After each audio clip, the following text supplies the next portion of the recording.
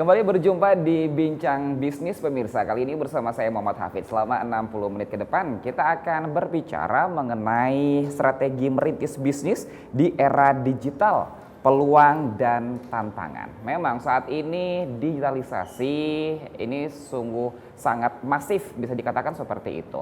Bermodalkan koneksi internet, bermodalkan kreativitas dan strategi, kita bisa membuat sebuah peluang usaha. Namun di balik itu semuanya pemirsa, ternyata ada tantangan yang besar mengingat era digitalisasi termasuk juga dengan pesaing yang begitu ketat. Ini menjadi salah satu tantangan ketika membuat bisnis. Inilah tema yang akan kita diskusikan selama 60 menit ke depan bersama dengan kedua narasumber yang luar biasa. Kita kenalan dulu dengan dua narasumber ini bersama dengan Oki Wijaya SPMP, merupakan dosen kewirausahaan program studi agribisnis UMY. Mas Oki, apa kabar Mas Oki? Alhamdulillah baik Mas. Baik, berikutnya pemirsa dengan narasumber Aditya Nurrizkan, merupakan brand owner Delova Wardrobe dan juga kompartemen bidang 2 BPC HIPMI Bantul. Mas Aditya, kabarnya gimana Mas? Ya alhamdulillah baik. Alhamdulillah baik. Ini kalau kita lihat pemirsa dari dua narasumber memiliki background yang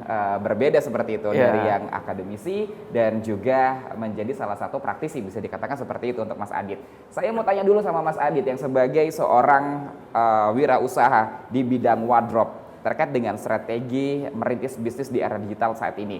Ketika mencari peluang atau ketika akan bisa dikatakan untuk memulainya terlebih dahulu. Ketika itu Mas membuat suatu brand, bisa diceritakan sedikit Mas bagaimana pengalamannya? Oke boleh.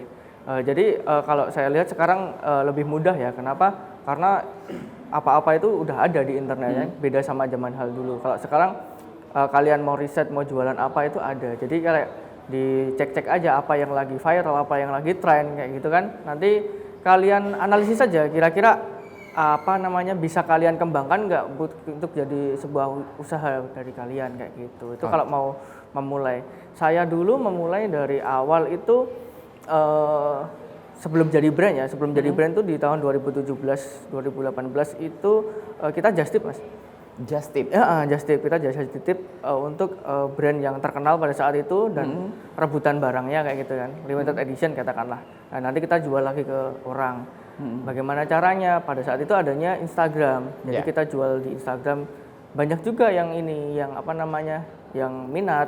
Nah, setelah itu di tahun 2018-19 itu perkembangan marketplace ini ya lagi naik-naiknya ya.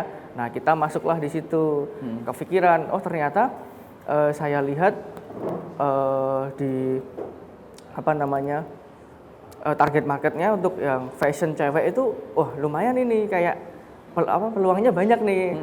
Cewek itu kan konsumtif ya. Betul. Nah, konsumtif. Jadi kayak beli baju itu bisa sebulan bisa 2-3 kali lah katakanlah seperti itu. Jadi ini ada peluang nih di sini. Nah, kita cobalah gitu. Awalnya saya di kerudung karena emang modalnya yang paling kecil di situ. Nah, dari situlah berkembang sampai sekarang. Oke, baik. Berarti berawal dari just tip dulu. Gitu. Ini just tipnya di luar negeri atau dalam negeri? Dari dalam negeri, Pak. Dari dalam negeri. Berarti ada brand-brand terkenal yang itu tidak bisa terjangkau oleh teman-teman yang ada di daerah. Lalu di jasa titipkan. Ya, bukan masalah terjangkau sih. Itu kan pembeliannya online lewat web ya. Jadi itu harus cepat-cepatan. Begitu. Akhirnya sekarang memulai untuk di tahun itu akhirnya membuka brand Delova Wardrobe. Oke, berangkat dari konsumtif dari para wanita yang selalu belanja seperti itu gitu. Sendirian atau bersama partner? Iya, saya partneran sama dulu pacar saya, sekarang jadi istri saya. Jadi di tahun 2017-18 tuh saya posisi masih kuliah ya, skripsi mahasiswa tingkat akhir lah katakanlah seperti itu. Dari situ kita mulai merintis sebuah bisnis. Nah, berdua lama-lama bareng terus akhirnya kejadian sampai sekarang juga. Oke, apa yang membuat Mas Aditya akhirnya memutuskan untuk membuat bisnis di bidang fashion, Mas? Nah, itu awalnya dari insight peluang tadi, wanita konsumtif segala macam, terus kita jalan-jalan nih ke Jalan Solo itu banyak toko kain kan. Di situ kita lihat harga-harga kain, bisa nih peluang nih kita bikin produksi barang kayak gini dengan bahan kayak gini, kita bisa dapat margin sekian kayak gitu. Dari situ kita nemu peluang. Oke, memutuskan untuk fashion. Berarti selain tadi wanita yang konsumtif untuk menggunakan pakaian yang hampir setiap bulan berganti-ganti seperti itu, dan ternyata bahannya juga gampang untuk Iya.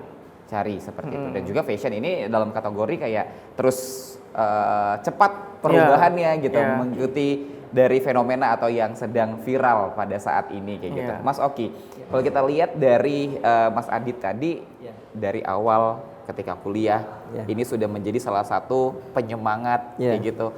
Wah, buka Just Tip deh, wah buka, bisa dikatakan hal kecil-kecil terlebih dahulu, akhirnya menjadi satu brand yang bisa dikatakan sekarang lumayan besar di Alova Wardrobe, Delova Wardrobe seperti itu. Nah, ini bagaimana melihat semangat dari para mahasiswa mungkin untuk memulai terlebih dahulu membuat usaha?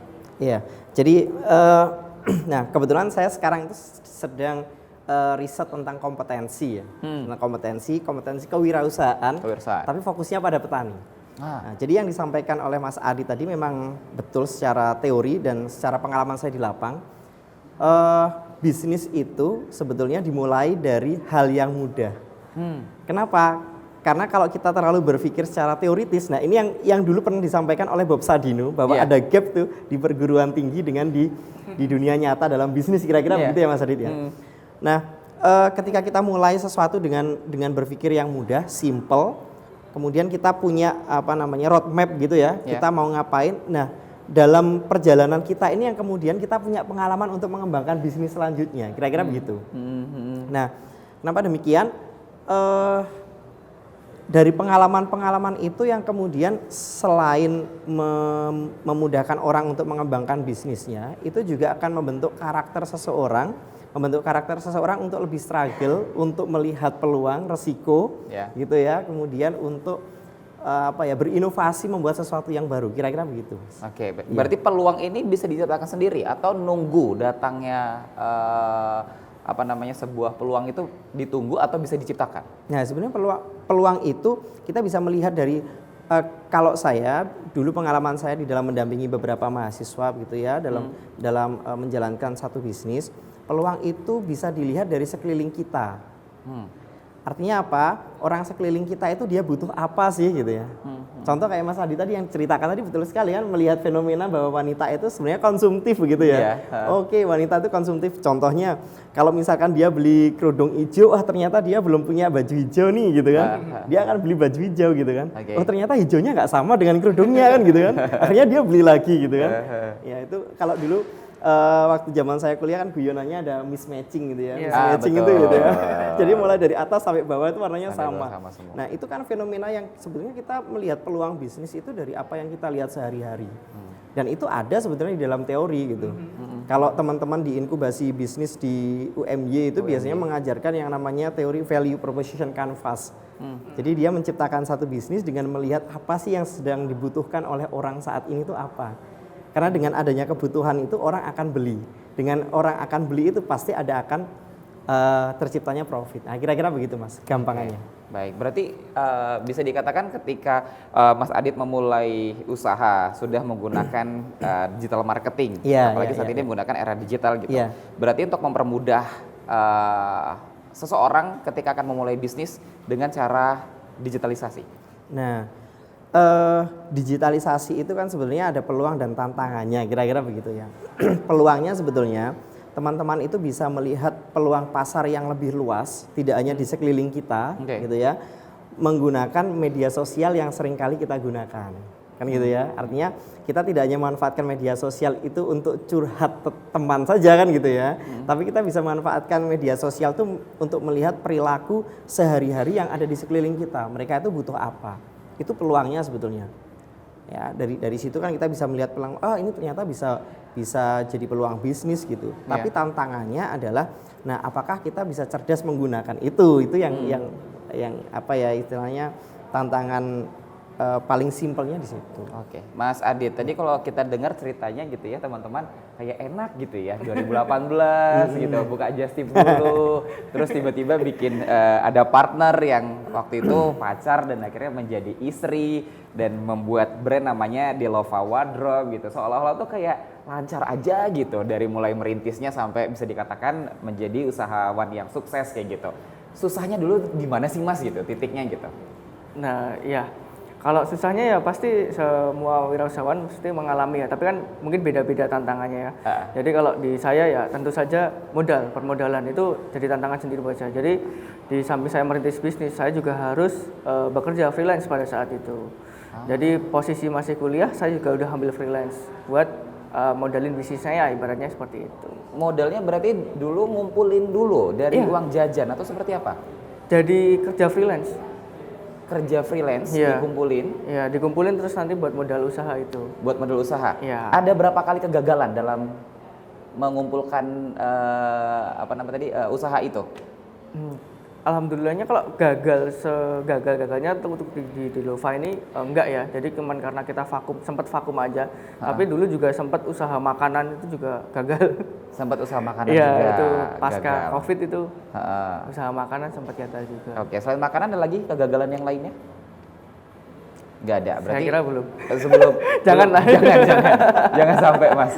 Berarti sebelum ke fashion seperti itu sempat ke makanan terlebih dahulu. Sempat gagal. Saya melihat sebuah kegagalan itu bukan gagal 100% ya. Jadi itu mungkin kayak tahapan awal kita untuk melangkah ke tahap yang selanjutnya. Jadi itu kayak challenge gitu buat saya. Jadi saya tidak menganggap itu jadi sebuah kegagalan. Oke, baik. Berarti itu merintis dulu, bisa dikatakan seperti itu dari awal Delova ini sampai akhirnya menjadi satu brand yang besar seperti itu. Merintisnya seperti apa ketika awal-awal masuk ke dunia fashion, Mas? Karena banyak sekali pada tahun itu yang bisa dikatakan brand-brand baru-baru juga banyak muncul kayak gitu. Itu gimana dulu untuk memulainya? Ya, kalau memulainya ya ini kayak yang dikatakan Mas Oki tadi ya, itu ada peluang ya. Jadi di tahun 2020 itu ada COVID-19 ya, itu jadi sebuah peluang buat saya. Kenapa? Karena banyak juga yang usaha itu drop, khususnya di bidang fashion. Nah, tapi saya nemu inovasi pada saat itu jualan masker kain. Masker kain tapi yang pakai renda kayak gitu. Nah, di situ saya dari awalnya yang jualan kerudung drop karena Covid, fashion drop karena Covid, saya jualan masker. Larislah di situ. Jadi bagaimana kita memanfaatkan peluang. Jadi kan itu Covid itu kalau orang lain secara umum melihat itu musibah kan. Iya. Jadi kita harus bisa melihat dari helikopter view-nya. Jadi kita lihat lebih jauh apa yang kita bisa manfaatkan di sini. Di situ pertama saya bikin itu dan saya lihat juga beberapa penjahit itu dari sebuah pabrik itu dirumahkan. Nah, saya komunikasi sama penjahit-penjahit itu untuk bikin masker itu. Jadi win-win solution lah pada saat itu. Saya bisa dapat tenaga kerja yang nggak harus digaji bulanan. Jadi saya bisa mengembangkan produk saya kayak gitu. Jadi itu untuk proses-proses merintisnya seperti itu. Oke, berarti pertama kali dari masker dulu. Ya. Setelah itu jadi kayak titik awal kedua lah. Setelah ada Covid ya gitu. Bikin masker kain, baru lanjutkan dengan fashion atau busana yang dijahit. Setelah kondisinya normal lagi, kita balik lagi ke fashion. Terinspirasi dari mana sih Mas untuk membuat fashion di merek Delova ini? Kalau inspirasinya ya yang ini dari istri saya kan, karena istri saya emang pegiat fashion. Jadi kalau ada apa itu dilihat, oh ini bagus, bisa kita kembangkan, nanti kita bikin kayak gitu. Oke, baik. Berarti ini bisa dikatakan pemancingnya adalah pasangan kita. Iya. Kayak gitu. Mas Adit, Mas Oki, bagaimana dengan seseorang yang belum mendapatkan pasangan untuk membuat usaha? Itu mungkin nanti jadi pertanyaan selanjutnya. Pemirsa, jangan kemana-mana, tetaplah bersama kami di Bincang Bisnis.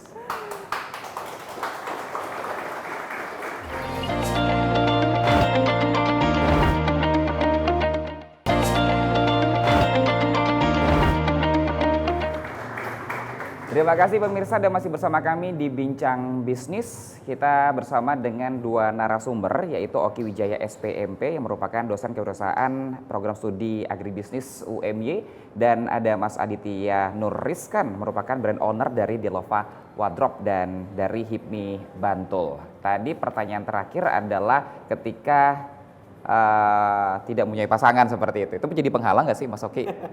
Enggak ya? Iya, kalau dibilang penghalang nggak juga sih, Nggak tapi juga. kalau sebagai penyemangat, ya juga kan gitu kan ya. Mas Oki, kalau kita melihat dari era digital saat ini, Iya, iya. apa yang menjadi perbedaan antara yang membuat sebuah bisnis konvensional dengan yang menggunakan digital Iya. untuk saat ini? Yang jelas hadirnya digitalisasi itu kan merubah lifestyle seseorang. Ketika lifestyle seseorang itu berubah, maka demand-nya pun akan berubah. Nah, kalau misalkan kemudian pengusaha ini dia tidak bisa menangkap peluang ini, dia tidak bisa merubah pola supply yang dia tawarkan ke market, nah itu yang kemudian akan menjadi bubar. Kan tantangannya di situ. Tapi peluangnya adalah yang menjadi sesuatu yang baru itu si pengusaha ini, gitu ya. Mungkin nanti pengalamannya Mas Adit gitu ya. Pengusaha ini dia akan bisa menjangkau pasar lebih luas dengan adanya digitalisasi. Oke. Gitu ya. Kemudian satu itu, yang kedua dia bisa membuat biaya produksi juga lebih efisien, tapi dengan catatan kesiapan teknologi yang dia miliki, kan itu ya. Dan ya saya pikir masih banyak lagi.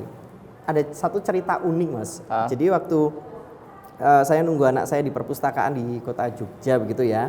Nah yang uniknya itu saya di situ nunggu sambil di angkringan makan gitu, karena kebetulan waktu itu belum sarapan, tapi anak saya masuk ke perpustakaan dulu. Nah si penjual angkringan ini, saya di situ hanya sekitar setengah jam, itu ada pembeli dengan usia muda ya, generasi Gen Z gitulah ya kira-kira. Dia mau beli angkringan, terus kemudian mau membayar menggunakan QRIS. Oke, menggunakan kris. Tapi si penjual itu karena beda generasi ya, dan yang kedua dia berpikir bahwa menggunakan teknologi smartphone itu menyulitkan dia tidak siap dengan itu. Dalam waktu 30 menit dia sudah menolak pembeli 3 orang. Oke. Nah ini yang tantangan sebetulnya bagi generasi baby boomers ya, bisa dibilang baby boomers itu kan kendala digitalisasi juga sebetulnya. Kalau dia bisa menangkap peluang itu, orang akan lebih tertarik untuk datang ke sana karena lebih mudah dan lain sebagainya. Oke, Mas Oki, kalau melihat perkembangan teknologi saat ini, ekosistem bisnis, perkembangannya di Indonesia, menurut Mas Oki seperti apa? Oh luar biasa. Kalau kita lihat data digital business outlook yang terakhir kemarin dikeluarkan itu kan pertumbuhan kita lihat pertumbuhan pengguna smartphone ya. Itu kan per tahunnya pertumbuhannya 6,5% per tahun. Artinya setiap tahun itu ada kenaikan jumlah orang yang menggunakan smartphone. Dan ini adalah salah satu indikasi bahwa semakin lama orang itu akan semakin menggunakan digitalisasi kan untuk proses jual belinya. Nah ini peluang yang besar gitu. Kedua, kalau dilihat dari ekosistem di Indonesia, semakin lama kita semakin berubah ya lifestyle-nya ya, pola demand-nya berubah gitu ya. Dan alhamdulillahnya ini sudah bisa ditangkap oleh pengusaha-pengusaha baik di mikro, kecil ya, kalau besar jelas ya sudah siap, mereka lebih siap. Tapi di usaha mikro pun sekarang ekosistem kita juga sudah mulai terbentuk. Nah, contohnya kalau kita lihat sederhana saja, adik-adik mahasiswa ini ketika ke pecel lele Lamongan itu ya, lalapan itu kan sekarang bayarnya sudah nggak ribet mengeluarkan dompet kan gitu ya. Betul. Nah itu salah satu indikasi meskipun kita itu tertinggal dengan negara tetangga. Ya. Dibandingkan Malaysia, Singapura? Atau dibandingkan dengan Malaysia. Kalau Singapura jelas lah pertumbuhan ekonomi ya, ekosistemnya mereka lebih dulu ya. Dengan Malaysia dan Brunei pun kita tertinggal. Nah, kebetulan saya 2 tahun ini kan tinggal di sana ya, karena menjalani studi lanjut di sana. Itu hampir semua pembayaran cash itu sudah digantikan dengan digitalisasi. Oke, baik. Begitu pesatnya perkembangan ekosistem bisnis ya. Betul. Kita termasuk juga di Indonesia. Dan selanjutnya pemirsa, saya mengajak mahasiswa-mahasiswi dari UMY untuk bisa bertanya. Nah ini semangatnya teman-teman untuk memulai bisnis mungkin, atau ingin bertanya tentang peluang dan tantangan strategi merintis bisnis di era digital seperti itu ya. Di sini kan sebagai pemula yang ingin memulai bisnis, aku ingin nanya aja, langkah awal apa yang harus kami persiapkan gitu? Oke, langkah awal apa, terutama untuk bagi mahasiswi Ya, Perempuan. ya untuk Oke. memulai sebuah bisnis. Untuk memulai sebuah bisnis. Bisnisnya bebas ya, apa saja ya? Iya, Jasa, bebas. barang seperti itu? Eh, bebas aja sih. Bebas aja ya. Oke, baik. Terima kasih Zaskia. Terima Boleh kasih kasih. tepuk tangan untuk Zaskia.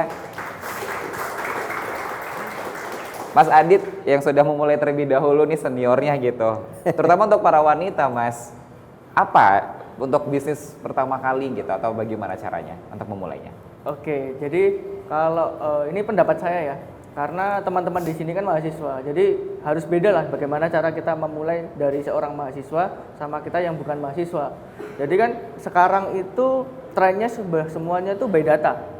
Jadi kalau kita sebagai mahasiswa, kalau misal mau mulai bisnis, coba cek dulu aja lah datanya di apa namanya yang kamu inginkan tuh seperti apa. Misalkan mau jualan apa, makanan atau apa, di riset dulu aja datanya gimana, peluangnya gimana. Jadi kita mulai itu nggak apa ya, istilahnya kita punya bekal. Oke. Jadi nanti di tengah jalan kita mau switching atau bagaimana, kita oh ini ternyata apa namanya kurang sesuai atau gimana, kita bisa lebih enak lah kalau mau switchingnya gitu. Jadi mulainya nggak asal-asalan. Itu yang membedakan mahasiswa sama yang bukan kayak gitu. Itu kalau Oke. pendapat dari saya sih. Oke, baik. Riset dulu kayak Ya, gitu ya. jadi Kira-kira yang membedakan apa namanya mahasiswa sama bukan kan pola pikirnya. Pola pikir. Jadi kita sebenarnya berkuliah itu kan apa namanya memantapkan pola pikir ya, merubah pola pikir nanti dari S1, S2 itu kan nanti yang berpengaruh di pola pikirnya. Kalau di bidang usaha latar belakang kuliah tuh sama aja. Jadi kayak nanti jadi salah satu pengalaman yang itu jadi nanti di depan jadi privilege kalian, asalnya dari mana, nanti berkembangnya seperti apa, yang mau kalian kerjakan tuh ya sesuai senangnya kalian aja. Tapi tetap harus di riset by data. Karena sekarang untuk akses data mudah ya, kayak tadi data tren segala macam itu ada semua kan. Beda sama dulu, kalau dulu kan sebelum era digitalisasi kan nyari data kayak gitu kan susah. Kalau sekarang data-data tren segala macam itu lebih mudah dicari. Oke, dilihat dulu, riset dulu kira-kira apa yang menjadi peluang untuk bisa masuk ke bisnis kecil-kecilan itu terlebih dahulu gitu ya, dan memulai langkah kecil nanti akan menjadi langkah yang besar. Mas Oki, mungkin ada satu ide untuk para pemula untuk pertama kali, kira-kira bisnis apa yang tepat kayak gitu? Apakah bisnis dalam bentuk barang, jasa gitu, fashion atau boga gitu mungkin, Mas? Ya mungkin kalau ide itu menyesuaikan ya, artinya saya biasanya memberikan masukan ke mahasiswa itu begini Mas, bisnis itu kan pasti mencari profit, kira-kira begitu ya. Betul. Kalau profit itu kalau di teori itu kan total revenue dikurangi total cost, kira-kira begitu. Nah kalau kita bicara total revenue itu pasti harus ada yang beli, kan gitu ya, pasti harus ada yang beli. Nah kalau kita melihat harus ada yang beli itu melihat peluang pasar yang ada. Nah, melihat peluang pasar yang ada itu tergantung kita itu mau menyasar segmen yang mana. Kan gitu. Itu satu. Yang kedua, kalau berbicara bisnis untungnya mau gede, selain total revenue maka total cost. Nah, kalau untungnya gede, total cost-nya ini harus ditekan. Nah, paling gampang kalau kita mengaitkan itu dengan psikologi, dengan kompetensi adalah supaya total cost ini kecil, supaya lebih efisien, maka cari bisnis yang kira-kira kalian bisa. Gitu loh. Jadi kalian tidak butuh uang banyak lagi untuk belajar sesuatu yang baru, kalian nggak butuh keluar lagi untuk alat yang baru gitu ya. Nah, kira-kira itu. Kan saya rasa begini, kalau saya sebenarnya lebih sepakat dengan istilahnya Dr. Tirta ya. Tidak semua orang itu memulai bisnis itu dari nol. Pasti ada beberapa orang yang punya privilege kan gitu kan. Betul. Nah itu yang kemudian kita identifikasi. Kita tuh punya privilege apa sih? Kan kira-kira gitu. Nah privilege itu kalau saya kaitkan dengan teori ekonomi, teori bisnis itu ada di total cost tuh. Kalau teman-teman punya kemampuan misalkan dalam bidang jasa begitu ya, bidang jasa ya itu kejar, Anda bisa bisnis di jasa. Kalau bidang fashion ya Anda bisa kejar di fashion, seperti istrinya Mas Adit kebetulan dia memang suka sekali dengan fashion gitu ya. Kalau misalkan sehari setiap detik suruh ngeliatin perkembangan fashion pasti nggak bosan gitu kan. Kalau saya asam lambung naik kan kira-kira begitu kan. Tapi kalau saya diajak ngobrol kopi ya 1 minggu kali 24 jam itu 7 kali 24 jam ya. Oke. Kalau saya pun suruh jadi host pun juga mungkin asam lambung kan gitu ya Mas ya. Kira-kira itulah ya. Gitu. Jadi saran saya tangkap peluang. Selain itu kita coba identifikasi kita punya bakat di mana dan punya privilege apa dalam diri kita. Kira-kira itu. Oke. Jadi identitas diri itu harus lebih dikenali Betul, untuk betul. membuka sebuah usaha atau wirausaha untuk memulainya. Nah, seperti tapi itu. ini butuh pengalaman, Mas. Artinya untuk mencari pengalaman itu kita harus berani ambil resiko. Risiko. Nah. Betul. Makanya tadi saya nanya sama Mas Adit, Betul. Mas, apa aja yang gagal nih gitu. Pasti betul. ada gagalnya sebelum kita sukses, pasti ada gagalnya seperti itu. Betul, Kita betul. lanjutkan kembali setelah Zaskia, ada penanya lagi dari teman-teman mahasiswa, silahkan. Boleh salah satunya, kalau tadi udah perempuan sekarang boleh laki-laki. Oke, silahkan. Oke, terima kasih atas waktunya. Perkenalkan, saya Atas Syarif dari Prodi Ekonomi Syariah. Yang ingin saya tanyakan adalah seperti yang telah disampaikan oleh Mas Aditya tadi, untuk membangun bisnis dari nol itu dibutuhkan partner. Dan itu juga saya rasakan kalau saya juga membutuhkan partner.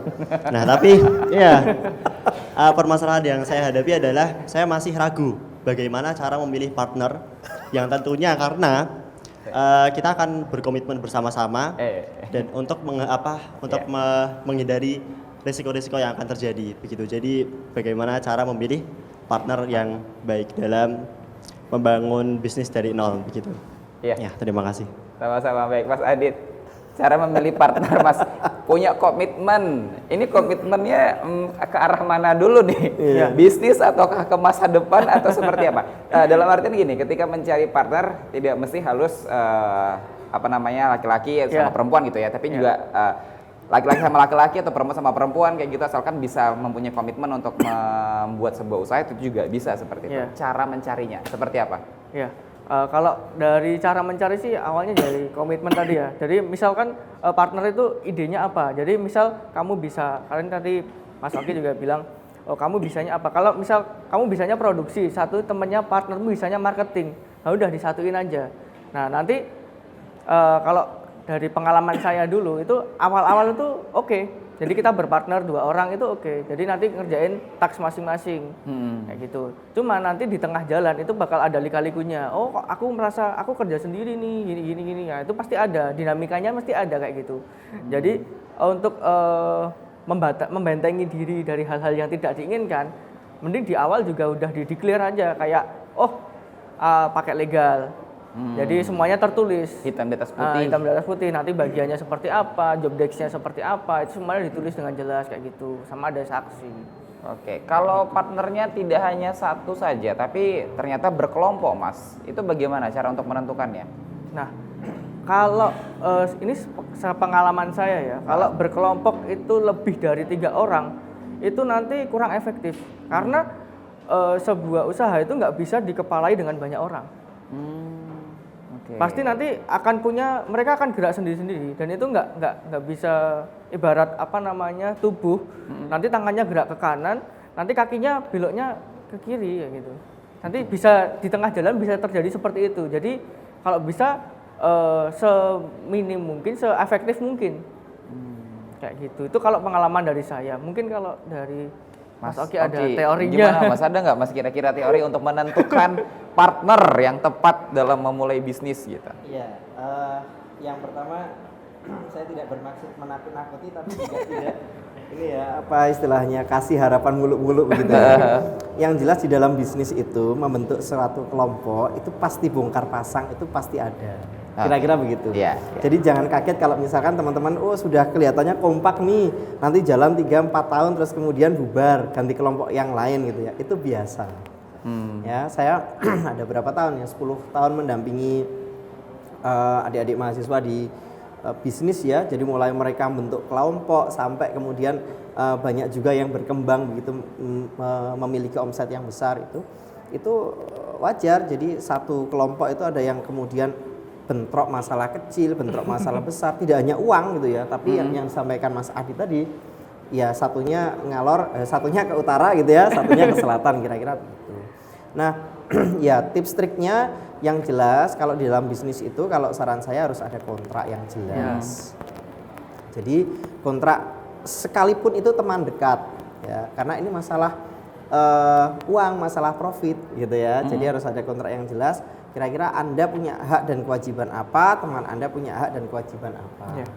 Ya, kalau dirasa kemudian bisnis itu dirasa tidak tidak sejalan lagi dengan kelompok yang lain, bubar terus kemudian buat baru itu hal yang biasa, jadi nggak perlu takut gitu ya.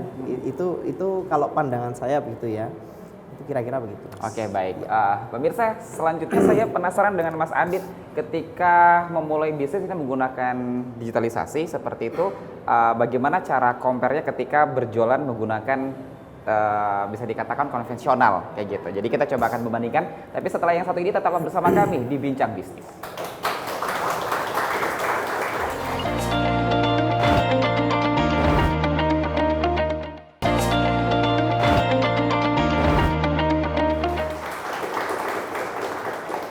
Terima kasih pemirsa Anda masih bersama kami di Bincang Bisnis. Mas Aditya, ketika kita comparekan Mas, ketika Mas membuat sebuah usaha menggunakan teknik konvensional dan saat ini full menggunakan digital. Ketika itu pengalaman yang dirasakan seperti apa Mas ketika di-compare dua metode seperti itu? Iya, oke. Kalau saya rasa sekarang itu dimudahkan ya dengan era digitalisasi ya. Jadi kita bisa memperoleh jangkauan yang lebih luas. Kayak gitu. Jadi kalau dulu misal secara konvensional itu jangkauannya misal cuma satu kota, katakanlah satu kota Bantul. Nah, kita lewat digitalisasi, kita lewat konten-konten di sosial media, kita jangkauannya bisa seluruh Indonesia, katakanlah seperti itu. Nah, di samping itu juga di era sekarang itu trennya itu namanya affiliate marketing. Jadi orang-orang itu memasarkan produknya orang lain kayak gitu. Jadi emang trennya jadi seperti itu. Saya kira itu sangat digitalisasi banget ya. Jadi kayak zaman dulu orang-orang pada pasang iklan di pinggir jalan segala macam. Sekarang iklannya udah di sosial media kayak gitu. Oke. Itu perubahannya kan cukup masif ya. Masif. Oke, baik. Mas Oki, Ya. masih ada nggak sih Mas untuk saat ini mungkin dengan bisnis tapi tetap dengan metode konvensional seperti itu tapi tetap jalan kayak gitu? Oh, masih banyak Mas. Masih Ya. banyak. Karena kan gini ya, digitalisasi itu sekarang itu kan fenomenanya ini menjadi satu komoditas bisnis sendiri gitu ya. Oke. Justru platform-platform digital itu yang kemudian dipasarkan sendiri. Iya. Yang kedua, platform digital itu sebagai media. Nah, kalau sebagai media promosi, sebagai media marketing, itu kan pastinya kita harus melihat kira-kira demand-nya ini siapa sih gitu ya, customer-nya siapa, user-nya siapa. Contoh yang masih menggunakan media offline, itu produk pertanian. Nah, saya kebetulan di produk pertanian ya. Itu produk pertanian itu masih banyak sekali yang dipasarkan menggunakan media konvensional. Contoh menggunakan radio, demo plot ya, demonstration plot itu. Jadi kasih contoh ke petani, perusahaan benih, dia sewa di sawah, terus kemudian dia kasih benih gratis, kemudian nanti hasilnya dilihat baru si petani percaya. Itu kan metode-metode yang masih konvensional dan sampai sekarang masih. Nah, tentunya ini juga kita harus melihat consumer behavior-nya gitu ya. Ini perilaku si konsumennya ini seperti apa. Kalau memang konsumennya ini usianya range ya generasi baby boomers yang mereka tidak siap dengan digitalisasi gitu ya, belum siap dengan itu, ya kita harus menyesuaikan ke sana. Nah, contohnya begitu. Atau yang kedua yang masih prospek konvensional itu contoh kenapa sekarang itu adik-adik mahasiswa mungkin sering mengamati ya, kenapa sekarang itu sekalipun sudah banyak digitalisasi, tapi masih banyak toko-toko yang berkembang pesat di bandara, stasiun. Oh iya, benar. Ya kan? Benar. Ya karena trennya orang bagaimanapun tren orang yang membeli secara mendadak, kebutuhan mendadak itu pasti masih ada. Masih ada. Yang kedua, yang kita sering kali lupa ya di dalam teori ekologi manusia itu, bahwa sejatinya manusia itu tetap lebih suka berkumpul. Nah, jadi kadang-kadang mereka itu membeli secara konvensional, secara langsung tanpa menggunakan online itu alasannya bukan lebih murah, bukan apa dan lain sebagainya itu ya, bukan masalah harga itu ya, tapi karena perilaku. Dia ingin ketemu temannya, ke mall ngopi sekaligus, kita coba kita belanja di sana yuk di toko itu masih ada. Sekalipun dari tahun ke tahun itu selalu trennya menurun ya, tapi kita tidak bisa hindari bahwa karakter manusia, perilaku manusia itu sejatinya dia sedang berkumpul. Nah, ini dibahas di dalam teori namanya behavioral economics, bukunya Toller. Jadi terkadang orang itu membeli satu barang, memutuskan untuk membeli satu barang itu tidak selalu karena keputusan ekonomi, tapi dari keputusan-keputusan non ekonomi itu yang kemudian melandasi dia membeli satu barang. Tidak selalu oh ini lebih murah, ini lebih enggak. Coba lihat ada teman-teman yang kadang-kadang beli di warung gitu ya, sekitar kampus gitu. Itu lebih enak, lebih murah loh. Tapi karena mungkin ada rasa empati, aduh mesake gitu ya. Itu warung itu dia kok sepi ya, nggak ada yang beli gitu. Betul. Terus kemudian teman-teman beli di situ untuk ngelarisi kalau kata orang Jawa. Ada nggak yang gitu ya kira-kira? Ada. Itu keputusan-keputusan pembelian tanpa yang tidak dilandasi dengan keputusan ekonomi. Nah, itu dibahas di dalam behavioral economics. Kira-kira begitu. Selanjutnya, teman-teman mahasiswa UMY, kita boleh lagi untuk berdiskusi, bertanya, silakan. Baik, jangan lupa sebutkan nama dan prodinya. Merasa ada gap terkait apa sih step pertama untuk kita memulai bisnis, karena tadi ada modal dan ada keterampilan atau niat. Karena tadi kalau dari Mas Adit bilang juga Mas Adit menyambilkan untuk freelance, dan Mas Oki juga bilang niat dan keterampilan pengalaman itu penting. Jadi apa yang paling pertama yang memang harus dipersiapkan, dan bagaimana sih kita bisa membaca resiko terdekat untuk memulai usaha tersebut? Terima kasih. Ya, Mas Oki, Mas Aditya, tadi kita memang menyebutkan ada kreativitas, ada modal seperti itu. Untuk yang pertama kali, selain niat deh ya gitu, yang harus dilakukan dari seorang yang ingin membuat usaha. Mas Adit dulu, silakan Mas Adit. Oke, kalau yang dari pertama itu ya skillnya, kemampuannya seperti apa. Jadi kalau saya dulu sebelum memulai sebuah usaha itu keterampilannya seperti apa. Karena keterampilannya tuh dulu tuh komunikasi sama orang. Jadi marketingnya dulu, saya dapat marketingnya dulu. Saya dapat baru saya memulai sebuah usaha. Dalam artian saya sampaikan tadi, saya memulai dari just tip. Jadi saya sudah temu marketnya dulu, kolamnya saya sudah dapat. Nah, nanti saya tinggal kasih ikannya kayak gitu untuk membesarkannya. Oke, berarti ketika bisa dibilang just tip itu awal percobaan atau memang sudah diniatkan? Ya iseng-iseng aja sih. Iseng-iseng aja dulu. Ya karena emang pengennya itu berwirausaha dari saya zaman kuliah. Ketika isengnya itu tuh menggunakan modal atau tidak? Enggak pakai modal. Kayak gitu. Berarti kan itu dari klien terlebih dahulu, customer titip, kita mendapatkan keuntungan dari jasa titipnya itu, baru kita putarkan lagi modalnya tadi. Oke, dari situ Mas Adit belajar akhirnya dengan market atau pasar yang yang dicari, termasuk juga barang-barang, wah mereka ternyata suka tipe ini dan segala macamnya. Mas Adit melakukan riset lagi kayak gitu. Berarti diawali dengan niat terlebih dahulu. Setelah itu tadi walaupun modalnya dari nol seperti itu, dan dari hasil sedikit jasa titip tadi diputarkan kembali kayak gitu. Mas Oki, ada tips nggak? Masih penasaran untuk pertama kali seperti apa? Kok kayaknya membuat usaha tuh kayak harus punya kreativitas, harus punya relasi, jaringan, termasuk juga nanti bagaimana kalau misalnya kita gagal seperti itu, termasuk modal tadi terutama.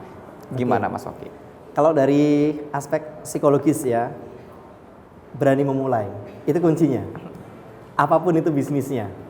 Karena tanpa kita berani memulai, itu bisnis itu nggak akan jalan. Kita hanya mimpi, menghitung risiko dan lain sebagainya. Nah, ini yang disampaikan oleh Bob Sadino itu ya, di bukunya Belajar Goblok dari Bob Sadino, kira-kira gitu ya. Nah, itu kan beliau lebih mengkritisi gaps antara perguruan tinggi dengan dunia real bisnis ya. Sebetulnya bukan gap, tapi kita melihat bahwa kalau Anda di kampus, itu yang seperti disampaikan Mas Adi tadi, merubah pola pikir, dapat jaringan, teman, pengalaman baru gitu ya. Nah, teori yang Anda dapatkan itu yang kemudian akan memperkecil resiko untuk gagal. Nah, itu kalau di perguruan tinggi. Kembali lagi, tapi harus berani memulai. Kalau kita nggak akan berani memulai ya sampai kapanpun nggak akan bisa. Itu satu. Yang kedua, kalau dilihat dari aspek bisnis, teori bisnis, kalau saran saya mulai dari sisi atau kalau di dalam agribisnis itu subsistemnya gitu ya. Anda mulai dari marketing, jangan produksi. Ya, ini kalau yang tidak punya modal ya, mohon maaf ya. Kalau punya privilege, orang tuanya sudah punya pabrik dan lain sebagainya, Anda sudah terbiasa melihat orang tua produksi itu, ya silahkan. Artinya Anda sudah punya pengalaman di situ untuk melanjutkan proses produksi itu. Tapi kalau nggak ada, mulailah dari marketing. Kenapa? Kalau dari marketing itu, kalau di dalam teori supply chain, Anda itu berada di tengah nih, sebagai tire di tengah. Nah, kalau melihat ke belakang, Anda bisa melihat pola produksinya seperti apa. Kalau Anda melihat ke depan, Anda bisa melihat pola pasarnya seperti apa. Makanya tadi Mas Adit kan bercerita ya, memulai dari Just Tip ya. Just Tip kan Mas Adit ini dia bisa melihat pola pasarnya bagaimana kan dari Just Tip ini. Nah, terus kemudian pasti kan kalau Mas Adit Just Tip pasti dia akan melihat, oh orang ini produknya begini, buatnya begini. Akhirnya lambat laun, lama-lama punya pabrik sendiri, kemudian dipasarkan sendiri. Itu dua hal yang saya pikir perlu dicobalah gitu ya. Mungkin itu Mas. Oke, Mas Oki sebenarnya jawabannya menarik sekali. Dari tadi mahasiswi dari UMY sudah mulai mengangguk-angguk, kayaknya sudah mengumpulkan niat dan untuk coba untuk memulai bisnis. Bisa langsung nanti konsultasi sama Mas Oki dan Mas Aditya juga. Pemirsa, selanjutnya kita akan kembali dengan perbincangan berkaitan dengan strategi merintis bisnis di era digital, peluang dan tantangan. Tetaplah bersama kami di Bincang Bisnis.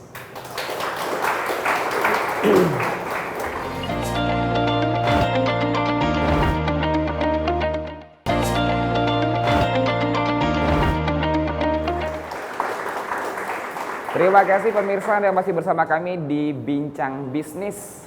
Kalau berkaitan tentang tantangan pasti banyak sekali, apalagi di era digital saat ini. Mas Oki, mungkin sedikit saja kalau untuk tantangan dan mungkin juga kreativitas semakin banyak muncul dan juga publikasi juga semakin banyak kayak gitu. Tantangan yang dihadapi oleh teman-teman ketika akan memulai atau merintis itu seperti apa Mas untuk keterbukaan informasi saat ini?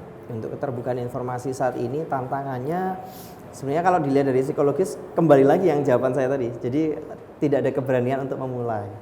Apalagi dengan adanya digitalisasi itu, kalau kita lihat, mohon maaf ya, Gen Z itu kan sekarang hobinya kan scroll medsos gitu ya. Betul. Nah, itu yang membuat kita itu sebetulnya tidak punya banyak pengalaman di lapang, tidak punya pengalaman berinteraksi langsung dengan orang. Itu yang kemudian menurunkan rasa empati kita untuk melihat peluang pasar itu. Tapi kalau kita bisa memanfaatkan peluang medsos ini, nah kita bisa memanfaatkan itu dengan baik. Kira-kira gitu Mas. Oke, baik. Selanjutnya silakan kita beri kesempatan kembali untuk teman-teman dari mahasiswa Universitas Muhammadiyah Yogyakarta untuk bertanya. Silakan. Oke, terima kasih. Sebelumnya perkenalkan, nama saya Haza dari Komunikasi Penyiaran Islam.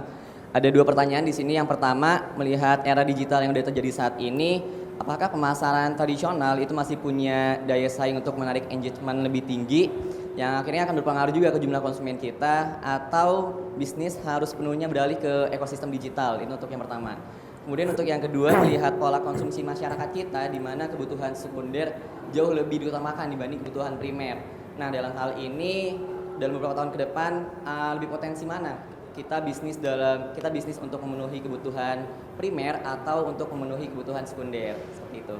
Terima kasih. Oke, terima kasih. Ini Mas Oki, mungkin berbicara tentang potensi ya sekunder dan premier untuk ke depan. Kira-kira seperti apa Mas? Terutama untuk ekosistem bisnis di Indonesia. Ya. Kalau berbicara primer dan sekunder sebetulnya tergantung ya kita mau menyasar apa produk yang mau kita jual. Apa juga gitu ya, artinya kita tidak bisa mengklaim bahwa primer lebih prospek, sekunder lebih prospek, enggak. Contoh begini Mas, saya sering gambarkan itu di kelas saya gitu ya.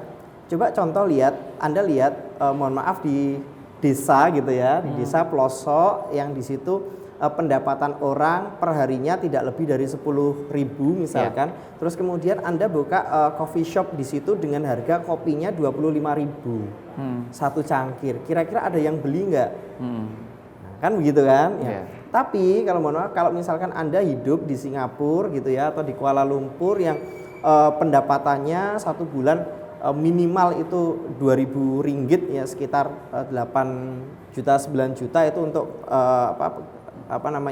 karyawan tenaga kasar gitu ya. Dan kalau pegawai kantor kan pasti di atas itu ya. Anda jual kopi yang harganya kira-kira Rp3.000, Rp4.000, pasti orang juga akan ragu gitu loh. Oke. Ya kan gitu. Sama kebutuhan primer misalkan, beras misalkan. Ya kalau orang pendapatannya tinggi, dia pasti akan cari beras yang harganya mahal. Beras Bukan premium. gaya-gayaan, iya, bukan Betul. gaya-gayaan. Itu pasti akan menyesuaikan lah. Kalau teman-teman pernah baca teori segitiga Maslow itu ya, kalau kebutuhan dasarnya itu terpenuhi, pasti dia akan naik sampai pada ujung aktualisasi diri. Nah, kira-kira kan begitu. Nah, kalau orang yang pendapatannya tinggi, dia nggak akan mau lah beli beras yang kayak beras yang saya beli misalnya gitu kan. Pasti dia cari beras yang sekilonya 500.000 misalnya kan gitu. Yang premium ya Mas Ya, tergantung Anda mau buka bisnis di mana, sasarannya siapa. Baik, Gitu. Mas Adit. Tadi pertanyaannya masih sama terkait dengan pemasaran tradisional dan juga ekosistem saat ini yang digital seperti itu. Ini masih terus atau seperti apa, Mas, untuk melihat ini? Ya, kalau saya kira itu kita tetap harus mengikuti tren digitalisasi ya, karena habitnya itu udah berubah, dari masyarakat itu udah berubah. Terutama kalau kita masih ke full konvensional, ya target market kita mungkin ya yang dulu-dulu. Kalau sekarang beberapa baby boomer pun udah pakai ini ya, online ya. Pakai online. Beli-beli online tuh mereka udah terbiasa. Jadi emang habitnya udah bergeser, udah berubah. Terus dari sisi digitalisasinya pun mereka juga mengikuti, kayak misal di marketplace pun sekarang ada live. Jadi hakikatnya orang jual beli kan kalau bisa komunikasi. Ya. Nanti Ya, tanya-tanya betul. kayak gitu kan. Nah, itu dari segi marketplace juga udah memfasilitasi hal seperti itu. Saya kira nanti arahnya akan diarahkan ke situ, dari mungkin pasar tapi itu online kayak gitu. Mungkin ya ke depannya. Baik, selanjutnya kita kasih kesempatan kembali untuk mahasiswa UMY. Silakan. Ya. Untuk Mas Adit, saya ada pertanyaan, gimana sih Mas untuk pengolahan keuangan? Kan namanya bisnis itu ada jatuh bangun ya Mas ya. Nah, Mas Adit juga tadi sempat bilang ada bisnis makanan juga. Nah, gimana sih untuk mengolah keuangan agar keuangan kita itu tetap stabil dan keuangan itu bisa untuk dikembangkan bisnis selanjutnya seperti itu? Terima kasih. Terima kasih. Baik, Mas Adit, mengelola keuangan Mas. Nah, Ya. ini dari awal, apalagi untuk merintis ya Mas ya. Ini dari mulai modal atau keuntungan yang besar, keuntungan kecil, bagaimana cara mengelolanya gitu, Mas Adit? Ya, ini kalau dari pribadi saya ya, saya tipikal orang yang tidak mau minjem. Jadi kalau apa yang ada dulu kita manfaatkan. Jadi kalau ini minjem itu kan nanti ibaratnya gini, misalkan kita ambil amanah di bank kayak gitu. Ya. Nah, itu kan hal yang cicilannya itu kan pasti, sedangkan bisnis itu kan hal yang nggak pasti. Nah, nanti kan itu nggak sinkron sebenarnya. Kalau ternyata pas bisnisnya jalan, ya oke-oke aja lah bayarnya. Tapi kalau pas bisnisnya lagi jatuh, kita bingung mau bayar gimana lagi gitu. Oke. Itu kalau dari saya pengelolaan keuangannya itu. Kalau itu udah aman, jadi kita pikirannya tenang, kita lebih bisa fokus untuk berbisnisnya. Oke, berarti tidak pinjam. Tidak pinjam, Nah, gunakan apa yang ada dulu. Nah, selanjutnya cara mengelola dari keuntungan yang kecil menjadi keuntungan besar seperti apa, Mas? Ya, jadi tentunya kan kalau kita berwirausaha, kita juga udah melihat kan ke depannya kita mau diarahkan ke arah mana gitu. Jadi untuk pengembangan usaha kita sisihkan. Jadi setelah biaya operasional dan sebagainya itu ada, kan pasti ada sisa kan, sisa profit. Nah, itu dimanfaatkan untuk pengembangan. Di mana pengembangan itu kalau di tempat saya itu digunakan untuk riset. Jadi sekarang kalau dulu risetnya asal-asalan, sekarang risetnya udah bener-bener riset. Jadi data kayak gitu. Terus nanti untuk aset-aset juga kita simpen di situ juga untuk pengembangan bisnis ke depannya. Oke, baik. Harus pintar-pintar mengelola keuangan, Iya. disiplin juga. Iya. Dari yang keuntungan kecil tadi dikelola, riset dan melakukan inovasi Iya. supaya bisa mendapatkan keuntungan yang Pinter lebih banyak. bagi-bagi di pos-posnya aja. Nah, itu. Pintar bagi pos-pos. Termasuk juga untuk investasi jangka panjang ya, Mas Iya. ya. Kayak gitu. Berikutnya silakan untuk teman-teman dari mahasiswa UMY. Ya, silakan. Indonesia itu untuk harga-harga pokok itu belum stabil ya. Nah, bagaimana cara menanggapi harga yang tidak stabil itu? Dimana kan sebuah produk itu diharuskan untuk harganya itu stabil, tidak bisa turun dan tidak bisa naik gitu loh. Sedangkan bahan-bahan pokok itu di Indonesia benar-benar tidak stabil. Yang hari ini 2.000, kedepannya bisa 3.000 seperti itu. Mungkin itu saja dari saya. Oke, baik. Kita ke Mas Adit dulu deh yang hampir setiap harinya, setiap minggunya tuh berproduksi dan pasti menilai dari beberapa harga kain naik, kain turun seperti itu. Untuk menanggapi seperti apa, Mas? Kalau di tempat saya mensiasatinya ya mungkin ya, mensiasatinya harga bahan baku naik atau berubah harga kayak gitu, ya kita subsidi silang aja. Jadi kan kita bahan bakunya kan mungkin ada yang naik, tapi kan ada juga yang turun. Nanti disubsidi silang aja. Jadi kita pinter-pinter aja menentukan marginnya itu mau berapa persen kayak gitu. Jadi nanti kita kasih alokasi juga buat jaga-jaga aman misalkan nanti biaya admin naik atau mungkin ada biaya yang lain-lain tidak terduga itu dipikirkan juga. Oke, disiasati seperti. Kalau dari Mas Oki bagaimana Mas untuk beberapa harga pokok bahan yang fluktuatif? Fluktuatif ya. Ya, jadi sebenarnya kalau kita berbicara tentang supply and demand itu harga itu tidak bisa sepenuhnya stabil dalam jangka waktu yang panjang. Pasti di negara manapun itu pasti fluktuatif. Hanya saja kalau barang pokok khususnya pangan ya itu biasanya dikendalikan oleh pemerintah. Itulah yang kemudian dikenal dengan kebijakan ceiling price dan floor price. Tergantung pemerintah itu akan melindungi konsumen atau akan melindungi produsen.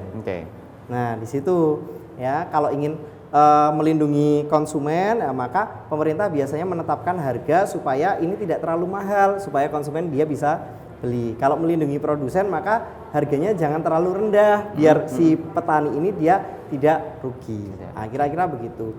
Itu satu ya kalau dilihat dari dari aspek kebijakan ekonomi pertanian ya. Yang kedua kalau dilihat dari aspek bisnis, maka teman-teman ini sebetulnya bisa memanfaatkan digitalisasi bisnis itu. Sekarang kan teman-teman bisa melihat tren harga ya sebagai bahan baku ya. Dengan adanya digitalisasi ini kan saya pikir lebih mudah. Karena pemerintah setiap hari itu kan mengumumkan harga pokok ini berapa itu kan ada semua tuh di internet. Nah, itu bisa dipantau itu. Dan itu bisa memantau dan akhirnya kita bisa menentukan untuk harga atau modal yang akan kita keluarkan. Mas Adit singkat saja untuk closing statement berkaitan dengan peluang dan tantangan di era digital saat ini, Mas Adit. Ya, seperti yang Mas Oki tekankan tadi ya, mulai aja dulu dari hal kecil konsisten. Mulai aja dulu dari hal kecil dan konsisten. Mas Oki, silakan. Mulai dari nol ya. Iya, saya pikir tidak berbeda jauh dengan Mas Adit. Berani memulai. Berani memulai. Oke, intinya berani memulai, ada niat dan tentu saja dengan kita mencari relasi, mempunyai kreativitas itu menjadi salah satu modal tersendiri ketika akan membuat atau memulai usaha Anda. Demikian untuk bincang bisnis kali ini, saya Muhammad Hafid mewakili kerabat kerja yang bertugas. Kami pamit undur diri, sampai jumpa.